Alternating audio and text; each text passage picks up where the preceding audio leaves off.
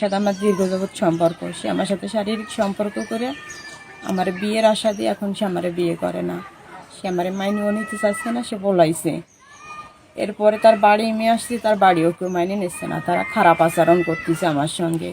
তারা রাত্রে অন্য অন্য লোক আনে আমার হ্যারাস করতেছে। এখন আপনারা আমার সঠিক বিচার দেন, আর নয়তো বা আমি আমার নিজের জীবন যাই কিছু করব, এর দায়ভার সম্পূর্ণ এগের।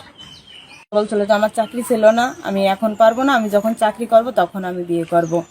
এরপরে সে গোপালগঞ্জ 250 বলে চাকরি পাইছে। চাকরি পাওয়ার পরও সে মনে করেন আমারে আজকে কালকে কালকে আজকে এইভাবেই ঘুরোইছে। ঘুরোনোর পরে এখন সে অস্বীকার করতেছে। সে কয় আমি এখন মাইনে নিতে পারি না। এখন সে আমারে অন্যরকম কথাবার্তা বুঝোয়। তা যখন সে আমার সাথে সম্পর্ক করছিল তখন তার মনে ছিল না এই কথাগুলো। ও আমার এই জায়গা পরশু দিনকে রাত্রে নিয়ে আইছিল। আনার পরে ওর বাপ মার সাথে কথা বলেছি। ওর বাপ মা আমারে বলেছে কি যে ঠিক আছে তুমি এখন যাও, সকালে আমরা এর পয়সালা দেবো। সকালে তো তার ছেলেরা এতে সরাই দিছে।